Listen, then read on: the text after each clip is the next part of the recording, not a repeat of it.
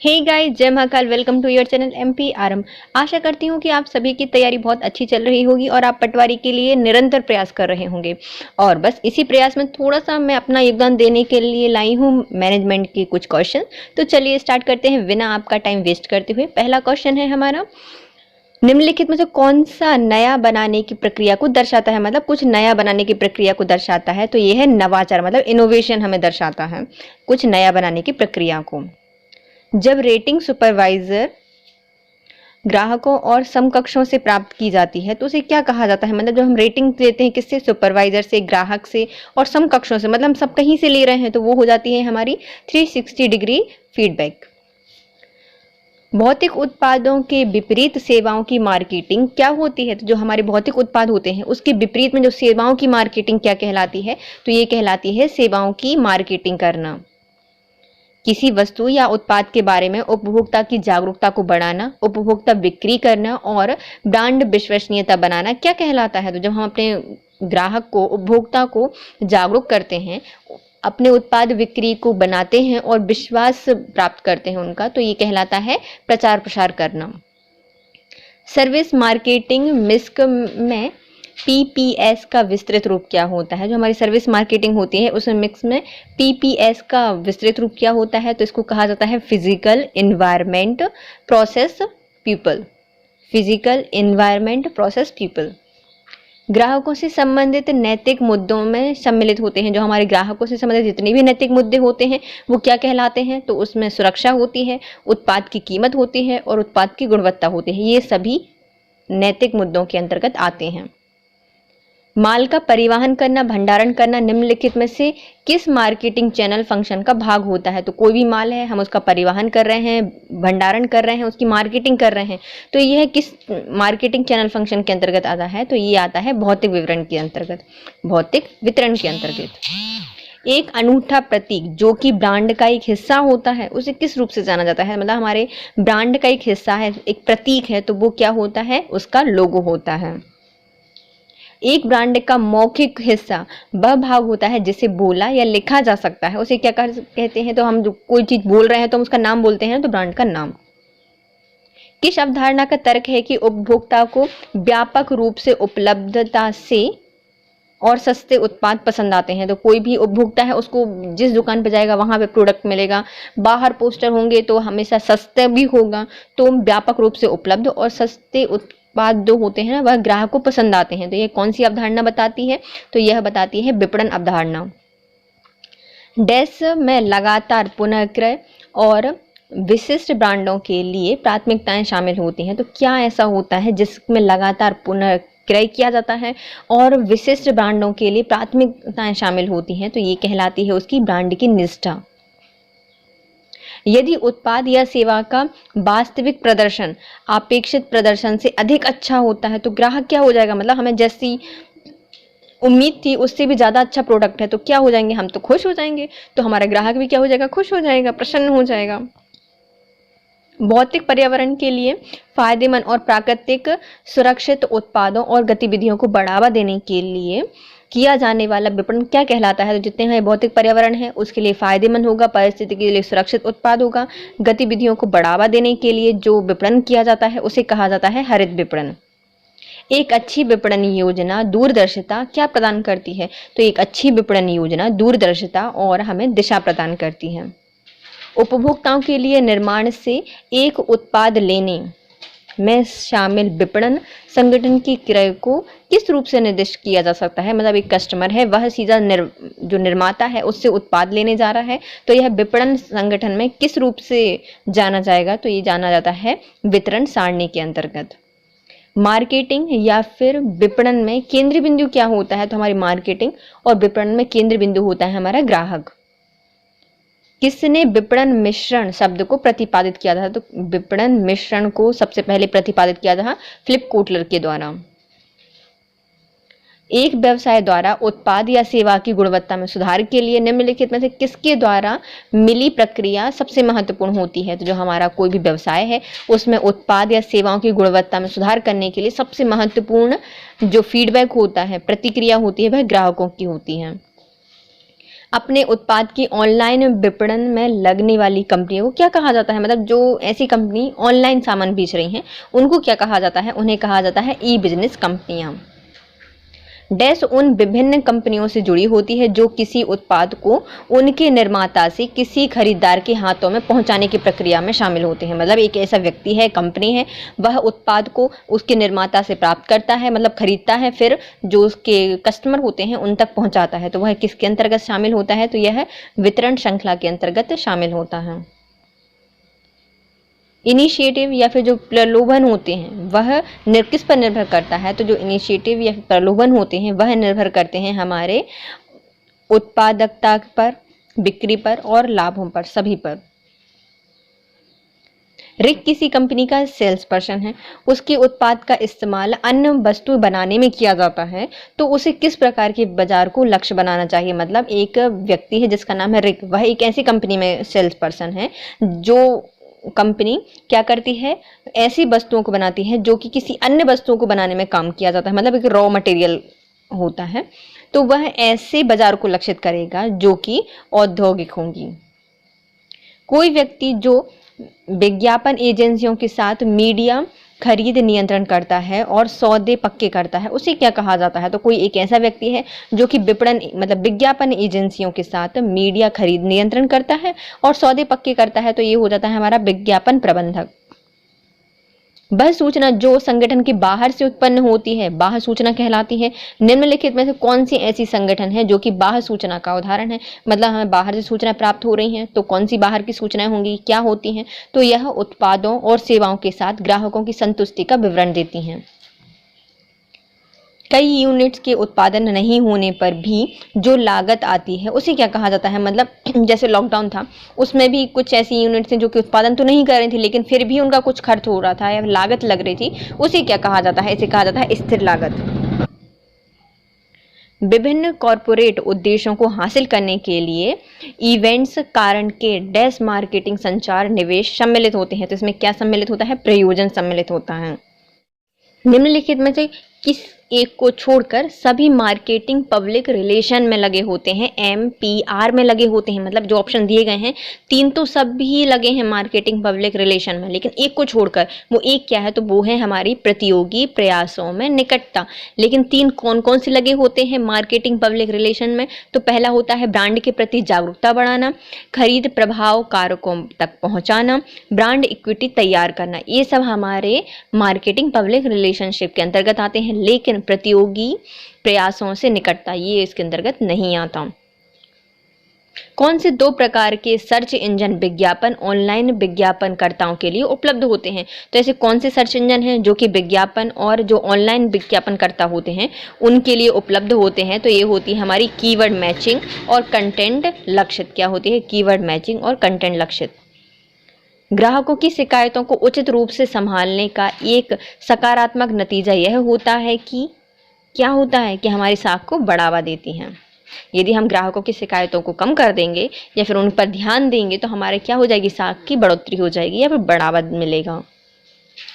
यदि उत्पाद के अपेक्षित प्रदर्शन से वास्तविक प्रदर्शन अधिक होता है तो ग्राहक को क्या होगा? मतलब जैसे कि हमने किसी से उम्मीद की थी, उससे अच्छा उसने प्रदर्शन किया है प्रोडक्ट ने, तो हम क्या हो जाएंगे? प्रसन्न हो जाएंगे। तो ग्राहक ही प्रसन्न हो जाता है। किस कंपनी के उत्पादों को बेचने के लिए किसी व्यवसायिक व्यक्ति को दिया गया एक विशेष अधिकार, जैसे कि मैकडोनल्ड्स जो है उनने दिया है, तो उसको क्या कहा जाता है? तो कोई कंपनी है वह अपने उत्पाद को बेचना चाहती है तो इसके लिए कोई एक व्यक्ति को वास्तविक या फिर कुछ विशेष अधिकार दिए जाते हैं, तो उन्हें क्या कहा जाता है? फ्रेंचाइज कहा जाता है। किस कमोडिटी या उत्पाद की उपभोक्ता जागरूकता फैलाना, उत्पाद बिक्री और ब्रांड की विश्वसनीयता बनाना क्या कहलाता है? तो ये कहलाते हैं संवर्धन करना। मांस उत्पादन का एक गुण क्या होता है? मांस मतलब उच्च मात्रा और निम्न विविधता कहलाती है मांस उत्पादन, मतलब उच्च मात्रा और निम्न विविधता। पब्लिक लिमिटेड कंपनियों में नकदी के रूप में शेयर धारकों को वापसी प्राप्त होना क्या कहलाता है? तो जो पब्लिक लिमिटेड कंपनियां होती हैं उनको नकदी के रूप में कुछ शेयर धारकों को वापस प्राप्त हो जाता है, उन्हें कहा जाता है लाभांश। वित्तीय प्रबंधन का निर्णय कार्य डैश निर्माणों में खंडित किया जा सकता है। तो जो हमारे वित्तीय प्रबंधन होते हैं उसके निर्णय प्रकार में क्या शामिल होता है? तो वित्तीय, निवेश और परिसंपत्ति प्रबंधन, 3 मेन इसकी कार्य होते हैं वित्तीय प्रबंधन के। पहला क्या होता है? निवेश प्राप्त करना, फिर उसका वित्तीयन करना, और तीसरा होता है परिसंपत्ति प्रबंधन करना। निम्नलिखित में से किसी कर्मचारी शेयर योजना में कंपनी कर्मचारियों को एक भविष्य की तिथि पर शेयर लेने की विकल्प प्रदान करता है? तो इसे क्या कहा जाता है? मतलब जैसे कि आप किसी कंपनी में जॉब करने गए, उनने आपको जॉब दे दी और आपको बोला कि आप कभी भविष्य में चाहें शेयर्स खरीदना तो आप हमारी कंपनी के खरीद सकते हैं। तो मतलब क्या कर रहे हैं? भविष्य की तिथि के लिए शेयर्स लेने का एक विकल्प प्रदान करते हैं। तो इसे क्या कहा जाता है? इसे कहा जाता है कर्मचारी स्टॉक विकल्प अधियोजना। कर्मचारी स्टॉक विकल्प अधियोजना। वित्तीय प्रबंधन का बुनियादी लक्ष्य क्या होता है? तो हमारे वित्तीय प्रबंधन का बुनियादी लक्ष्य होता है लाभ से अधिक वृद्धि करना। लाभ में अधिक से अधिक वृद्धि करना हमारे वित्तीय प्रबंधन का बुनियादी लक्ष्य होता है।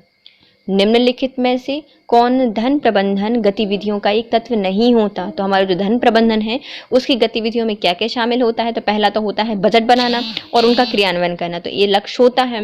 होम फाइल में अपने निजी वित्तीय रिकॉर्डों का भंडारण करना और उनका संचालन करना, ये भी हमारे वित्तीय प्रबंधन का कार्य होता है। किसी मनी वेयर हाउस में अपने निजी सामानों का भंडारित करना, ये तो काम नहीं होता। तो हमारा सी सही आंसर हो जाएगा। और डी क्या है? निजी वित्तीय विवरण तैयार करना, ये भी इसका कार्य होता है। किसका? धन प्रबंधन का या वित्तीय प्रबंधन का। वित्तीय प्रोत्साहनों में क्या शामिल होते हैं? तो वित्तीय प्रोत्साहन में शामिल होता है हमारे लाभ में हिस्सेदारी, बीमा और अतिरिक्त बोनस। ये सब हमारे वित्तीय प्रोत्साहन के अंतर्गत आते हैं। लाभ विविध लेनदार, देनदार और उनके समान रूप में माध्यम में मापित किया जा सकता है। तो लाभ हो गए, विविध हो गए, लेन देन हो गए, लेनदार हो गए, उनके समान रूप के माध्यम में मापित किया जाता है। तो क्या होते हैं? वित्तीय नियंत्रण प्रणाली में। वित्तीय प्रभावन क्षमता के लिए पूंजी के किस स्रोत का प्रयोग किया जाता है? जो हमारे वित्तीय प्रभावन क्षमता होती है उसमें जो हमारी पूंजी होती है किस स्रोत के रूप में प्रयोग की जाती है? तो ये होती है हमारी ऋण पूंजी के रूप में। अब आता है नेक्स्ट टॉपिक हमारा व्यावसायिक वित्त एवं वित्तीय प्रबंधन।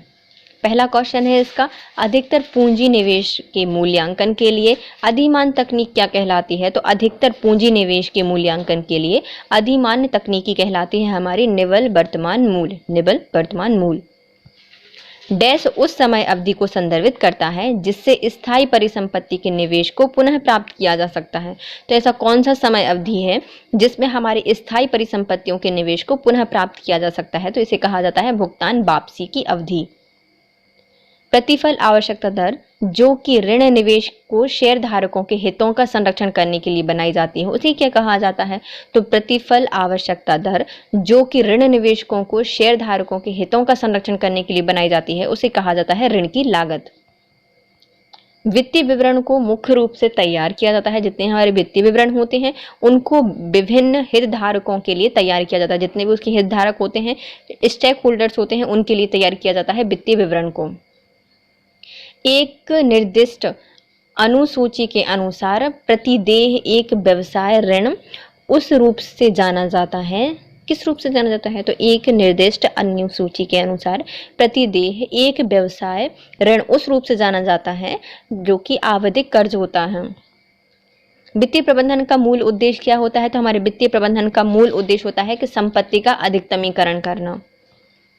कंपनी में EBIT और जो शेयर धारकों के लिए उपलब्ध आय के बीच रिश्तों को किस रूप से जाना जाता है? तो हमारे कंपनी होते हैं उसके EBIT और जो शेयर धारक होते हैं उनके बीच आय के बीच के संबंध को हम क्या कहते हैं? तो वित्तीय प्रभावन क्षमता कहा जाता है। निम्नलिखित में से कौन कार्य पूंजी प्रबंधन का गठन नहीं करता? मतलब एक कार्यशील पूंजी होती है तो कौन इसका गठन नहीं करता? तो हमारे जो एकाश में होते हैं वह कार्यशील पूंजी प्रबंधन का गठन नहीं करती। परिसंपत्ति में निवेशित पूंजी के रूप में जाना जाता है। जो हमारी परिसंपत्ति होती है उसमें निवेशित पूंजी क्या कहलाती है? तो सकल कार्यशील पूंजी कहलाती है। बोनस शेयर जारी किए जाते हैं। जो हमारे बोनस शेयर होते हैं वह मौजूदा कर्मचारियों को मुफ्त में दिए जाते हैं। जब वित्तीय संस्थान उद्योगों से जुड़ी सरकारी विनियमों का पालन करती है तो उन संस्थानों को क्या कहा जाता है? तो कोई वित्तीय संस्थान है उद्योग से जुड़ी सरकारी विनियमों का पालन करती है, उन्हें कहा जाता है हमारे अनुपालन में होते हैं वह। एक संगठन में निम्नलिखित में कौन सा वित्तीय विवरण द्वारा दर्शाया जाता है? तो हमारे वित्तीय विवरण में क्या दर्शाया जाता है?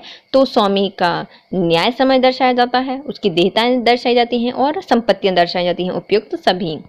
निम्नलिखित में कौन सा निधि का स्रोत होता है? तो हमारी इमारत को बेच देना, शेयरों को जारी कर देना और जो हमारे लिया हुआ सावधिक ऋण है वो, ये सब हमारे क्या होते हैं? विधि का स्रोत होते हैं या निधि का स्रोत होते हैं, वित्त का स्रोत। निम्नलिखित में से कौन कार्यशील पूंजी का स्रोत नहीं है? तो कार्यशील पूंजी का स्रोत कौन नहीं होता? तो जो हमारे असुरक्षित आवधिक ऋण होते हैं, असुरक्षित नहीं पता कब मिलेंगे, तो वो हमारे कार्यशील पूंजी के स्रोत नहीं होते। जबकि हमारे वाणिज्यिक पत्र, बैंक ओवरड्राफ्ट और जो बिल की भुनाई होती है वो इसके अंतर्गत शामिल होते हैं। परिचालन प्रभावन डैश में परिवर्तन के कारण को मापता है और EBIT पर क्षमताओं का संचालन करता है, तो इसे क्या कहा जाता है? तो परिचालन प्रभावन डैश में परिवर्तन के कारण को मापता है और EBIT की क्षमता का संचालन करता है, तो इसे कहा जाता है विक्रय परिमाण। वे बिल जिनका भुगतान ग्राहक कभी संगठन को नहीं करता, सामान्यतः उन्हें किस नाम से जाना जाता है? तो ऐसे बिल जिनको जो ग्राहक होता है संगठन को कभी भुगतान नहीं करता, उन्हें कहा जाता है आस्थगित बिक्री। उन्हें क्या कहा जाता है? आस्थगित बिक्री कहा जाता है या फिर डिफॉल्ट सेल कहा जाता है। पूंजी आय व्यय में निम्नलिखित में कौन पूंजी के रूप में प्रयुक्त किया जाता है? तो पूंजी की आय व्यय में पूंजी क्या होती है? तो पूंजी होती है हमारी अवस्था के रूप में धन होती है, तो पूंजी अवस्था के रूप में धन कहलाती है। कार्यशील पूंजी इंगित करता है, जो हमारी कार्यशील पूंजी होती है वह व्यापार की दैनिक गतिविधियों के प्रबंधन के लिए आवश्यक नगद कहलाती है। जो हमारी कार्यशील पूंजी होती है वह क्या होती है? तो व्यापार की दैनिक गतिविधियों के प्रबंधन के लिए आवश्यक नगद। डैश प्रस्तावित पूंजी परिव्यय और उनके परिपोषण के लिए या वित्त पोषण के लिए दीर्घकालीन योजनाओं को संदर्भित करती है। तो कौन हमारी वास्तविक पूंजी परिव्यय जिसके वित्त पोषण के लिए दीर्घकालीन योजनाओं को संदर्भित करती है, उन्हें कहा जाता है पूंजी आय व्यय। डैश पूंजी के विभिन्न स्रोतों का संयोजन होता है, तो पूंजी का विभिन्न स्रोतों का संयोजन क्या है? तो पूंजी संरचना। अगर निव्वल वर्तमान मूल्य NPV लेस देन 0 होता है तो वह क्या निरूपित करता है? यदि हमारे निव्वल वर्तमान मूल्य NPV लेस देन 0 होता है तो वो बताता है NPV प्रारंभिक निवेश से कम है, NPV प्रारंभिक निवेश से कम है। पूरे जीवन काल में निवेश प्रस्तावों से आशानुकूल कुल आय का विचार में रखा जाता है, तो जो हमारे पूरे जीवन काल में निवेश प्रस्ताव होते हैं उनको आशानुरूप कुल आय को विचार में रखा जाता है, उसे कहा जाता है प्रतिफल की औसत दर। निम्नलिखित में कौन सा सूत्र है जो कि ARR की गणना के लिए प्रयुक्त किया जाता है? तो ARR की गणना हम किससे करते हैं? तो लेखा प्रतिफल दर इज इक्वल टू निव्वल आय डिवाइड बाय औसत निवेश। निवेश मापदंडों में निम्नलिखित तरीकों में से कौन सा तरीका होता है जो कि बट्टागत नगद प्रवाह मापदंड के अंतर्गत आता है? तो निवेश मापदंड के अंतर्गत कौन सा तरीका है जो कि बट्टागत नगद प्रवाह मापदंड के अंतर्गत आता है? तो उसे कहा जाता है आंतरिक प्रतिफल दर। ऋण और निधि का एक सस्ता स्रोत क्या होता है? जो हमारा ऋण हो गया, निधि हो गया, उसका सबसे सस्ता स्रोत होता है, क्योंकि जो हमारे ऋण होते हैं उस पर ब्याज का भुगतान एक व्यय के रूप में माना जाता है और इसलिए यह कर योग्य आय का कम कर देते हैं। तो ये क्या होते हैं? इसलिए यह कर योग्य आय को कम कर देते हैं। क्या? ऋण। तो ऋण क्या होते हैं? ऋण पर ब्याज का भुगतान एक व्यय के रूप में माना जाता है और इसलिए यह कर योग्य आय को कम कर देते हैं। प्रतिफल दर में परिवर्तनशीलता के रूप में जाना जाता है। किसको? तो जोखिम को प्रतिफल दर में परिवर्तनशीलता के रूप में जाना जाता है। एक मशीन की खरीदारी किसका उदाहरण होता है? तो यदि हमने कोई मशीन खरीदी है तो हमने क्या किया है? पूंजी का व्यय किया है। लेन देन के अभिलेखन, वर्गीकरण और संक्षिप्तीकरण की प्रक्रिया को क्या कहा जाता है? तो लेन देन के अभिलेखन, वर्गीकरण और संक्षिप्तीकरण को कहा जाता है बही खाता लेखांकन। चेक एक प्रकार के क्या होते हैं? तो चेक एक प्रकार के होते हैं विनिमय पत्र। बही खाते में जनरल से खाते में डेबिट और क्रेडिट मदों को स्थानांतरित करने की प्रक्रिया क्या कहलाती है? मतलब हमारे बही खाते में जनरल से डेबिट और क्रेडिट को स्थानांतरित करने की प्रक्रिया कहलाती है प्रविष्टि करना। डेबिट जो कि आता है, क्रेडिट जो कि जाता है, क्या नियम बताता है? तो हमारे डेबिट जो कि आता है, क्रेडिट जो कि जाता है, यह हमारे नियम बताता है संपत्ति लेखा का नियम।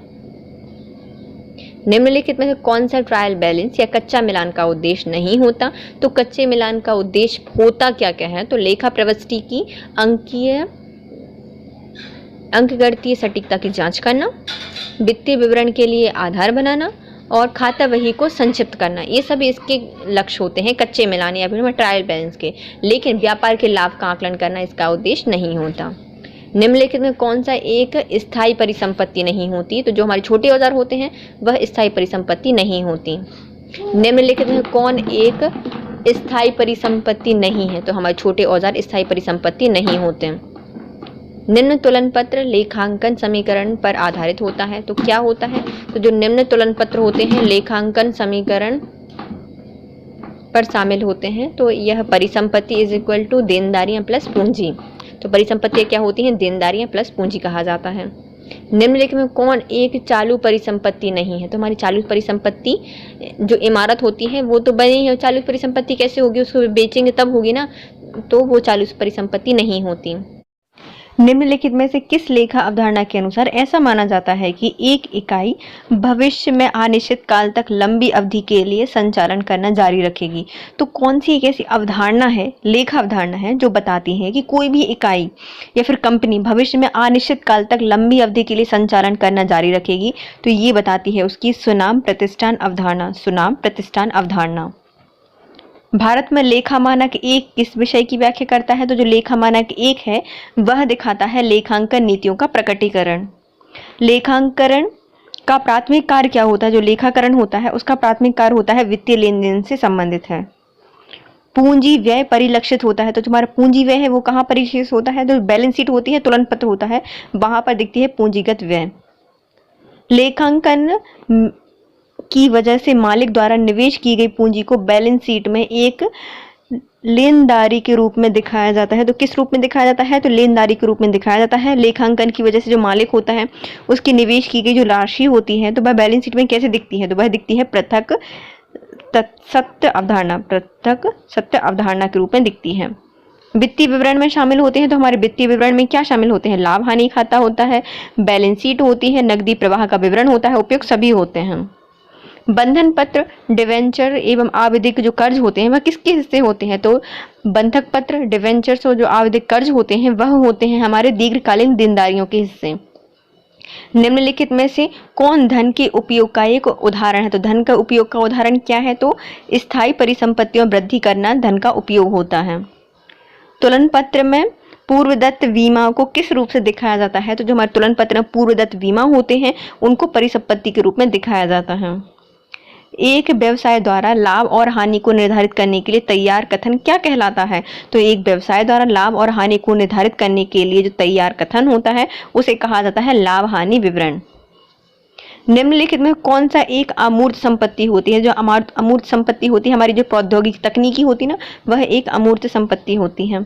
प्रत्येक वर्ष मूल्यह्रास पर लगाया जाता है, तो क्या मूल्यह्रास पर लगाया जाता है? तो जो स्थायी संपत्तियां होती हैं उन पर लगाया जाता है मूल्यह्रास, क्योंकि वह स्थायी होती हैं, उनका धीरे धीरे से ह्रास हो रहा है, तो मूल्यह्रास लगाया जाता है स्थायी परिसंपत्तियों पर।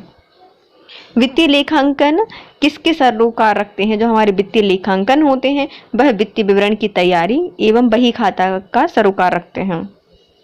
वित्तीय लेखांकन मानक बोर्ड FASB के अनुसार निम्नलिखित में कौन वित्तीय गतिविधियों से एक नकदी प्रवाह होता है?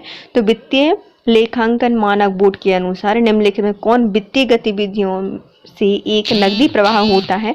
तो नकदी प्रवाह होता है लाभांश के रूप में शेयरधारकों को नकदी का बही प्रवाह। डैश शब्द का अर्थ होता है कि कंपनी के उत्पादन ना करने की अक्षमता के कारण पूर्व निश्चित लाभ। तो किस नाम से जाना जाता है? तो इसे कहा जाता है अवसर लागत। अवसर लागत एक ऐसा शब्द होता है जो कि कंपनी की उत्पादन ना कर पाने की अक्षमता के कारण पूर्व निश्चित लाभ होता है। किसी जटिल डाटाबेस से विशेष वित्तीय सूचना हासिल करने के लिए प्रयोक्ता को निम्नलिखित में से क्या सेट करना चाहिए? तो कोई भी जटिल डेटाबेस है उसमें विकसित वित्तीय सूचना हासिल करने के लिए प्रयोक्ता को क्या सेट करना चाहिए? तो प्रयोक्ता को करनी चाहिए क्यूरीज सेट करनी चाहिए। डाटाबेस प्रबंधन सिस्टम में निम्नलिखित विशेषताएं होनी चाहिए। जो हमारा डाटाबेस प्रबंधन है उसमें क्या विशेषताएं होनी चाहिए? तो पहला होना चाहिए अधिकृत एक्सेस होना चाहिए, संग्रहित सूचना की सुरक्षा एवं भरोसा, सिस्टम की विफलता में सुरक्षित डेटा, उपयुक्त सभी होने चाहिए। ऋणों को समय पर चुकाने से क्या होता है? जो हमने ऋण लिया है, कर्ज लिया है, हमने उसको समय पर चुका दिया तो इससे हमारी प्रतिष्ठा, अच्छी प्रतिष्ठा रहती है, कम तनाव होता है, भविष्य में ऋण आसानी से उपलब्ध हो जाता है। फर्म के लिए वर्तमान परिसंपत्तियों के उपयुक्त स्तर का निर्णय लेने में प्रबंधन के बीच के समझौताकारी समन्वय का सामना करना पड़ता है। उसे क्या कहा जाता है? तो फर्म के वर्तमान परिसंपत्तियों के उपयुक्त स्तर का निर्णय लेने में और प्रबंधन के बीच में समझौताकारी समन्वय का सामना करना किसके अंतर्गत आता है? तो लाभ प्रदाता जोखिम के अंतर्गत आता है। देनदार खाता वही में तब दिखाई देता है जब वह उधार बिक्री किया जाता है। जो उधार बिक्री किया जाता है तो देनदार खाता वही में दिखता है। क्रेडिट के औपचारिक खातों में शामिल नहीं होता। जो हमारे क्रेडिट होते हैं उनके औपचारिक खातों में कौन शामिल नहीं होता? तो मित्र शामिल नहीं होते। डैश संख्यात्मक पदों में की गई भविष्य अवधि के औपचारिक परिणामों को संदर्भित करता है। तो कौन संख्यात्मक पदों में भविष्य की अवधि के लिए औपचारिक परिणामों को संदर्भित करता है? तो उसे बजट कहा जाता है। लाभ प्रदाता सूचकांक को क्या कहा जाता है? तो लाभ प्रदाता सूचकांक को कहा जाता है लाभ लागत अनुपात। लाभ लागत अनुपात कहा जाता है। व्यापार की कुल वर्तमान परिसंपत्ति यदि 4 लाख रुपए है और वर्तमान देनदारियां 2 लाख रुपए हैं तो उसका वर्तमान अनुपात क्या होगा? तो वर्तमान अनुपात होगा 2:1 का। पूंजीगत व्यय बजट के उद्देश्य क्या होते हैं? तो पूंजीगत व्यय बजट के उद्देश्य होते हैं प्रत्येक परियोजना पर प्रतिफल की अपेक्षा दर की उपेक्षा करना। प्रत्येक परियोजना पर प्रतिफल की उपेक्षित दर की अपेक्षा करना। नेक्स्ट टॉपिक है हमारा व्यवसाय, उद्यमिता और कंपनी। कॉर्पोरेट अभिशासन के उद्देश्य क्या होते हैं? जो कॉर्पोरेट अभिशासन होता है उसका उद्देश्य होता है वृद्धि करना, स्थिरता और अंशधारकों का मूल्य अधिकतम करना। उपयुक्त सभी हमारे कॉर्पोरेट अभिशासन के उद्देश्य होते हैं। EOQ का संक्षिप्त रूप क्या होता है? तो EOQ का संक्षिप्त रूप होता है economic order quality. Economic order quality. SBU से संदर्भित क्या है? तो SBU को क्या कहा जाता है? तो सामरिक व्यावसायिक इकाई। सामरिक व्यावसायिक इकाई कहा जाता है। निम्नलिखित में कौन ई कॉमर्स से संबंधित है? तो ई कॉमर्स हमें क्या दर्शाता है? तो व्यावसायिक सक्रियता जो कि लेन देन की इलेक्ट्रॉनिक तकनीक पर आधारित होती है। तो व्यावसायिक सक्रिया जो कि लेन देन की इलेक्ट्रॉनिक तकनीक पर आधारित होती है उसे कहा जाता है ई कॉमर्स। निम्नलिखित में से कौन सा संगठन है जिससे समाज ने अपनी आवश्यकताओं को पूरा करने के लिए बनाया है? तो ये हमारी कंपनियां होती हैं, व्यवसाय होती हैं जिसको संगठन ने, समाज ने अपनी आवश्यकता पूरी करने के लिए बनाया है, ऐसा संगठन। जब कोई व्यवसाय अपने उत्पादों को इंटरनेट पर अन्य व्यवसायों को बेचता है तो इसे किस प्रकार का वाणिज्य कहा जाता है? तो कोई व्यवसाय है वह अपने प्रोडक्ट को इंटरनेट पर अन्य व्यवसायों को बेच रहा है तो इसे कहा जाता है उपक्रम वाणिज्य। किस व्यवसाय का एक लाभ जो कि इंटरनेट क्षमताओं का इस्तेमाल करता है तथा यह कर्मचारियों को निम्नलिखित के साथ व्यवसाय सूचना साझा करने की अनुमति देता है? तो ये क्या कहलाता है? तो एक दूसरों के साथ साझा करने की अनुमति देता है। एक अवधारणा की उत्पादों को एक देश से दूसरे देश में बिना बाधा या रुकावट के लाने जाने दिया जाता है तो यह क्या कहलाता है? तो कोई भी अवधारणा है, मतलब एक ऐसी अवधारणा है जिसमें हमारे प्रोडक्ट होते हैं एक देश से दूसरे देश को भेजे जा सकते हैं, वहां से लाए जा सकते हैं, तो ये क्या होता है? तो मुक्त व्यापार कहलाता है। हम कह सकते हैं कि व्यवसाय के लाभ होता है जब हमारे व्यवसाय में लाभ कब होता है? जब हमारी परिसंपत्तियां वैसे अधिक हो जाती हैं तो उन्हें क्या कहा जाता है? लाभ कहा जाता है। इसके साथ हमारा आज का वीडियो कंप्लीट होता है guys. If you like my video please share, subscribe and comment. Thank you so much guys, have a nice day.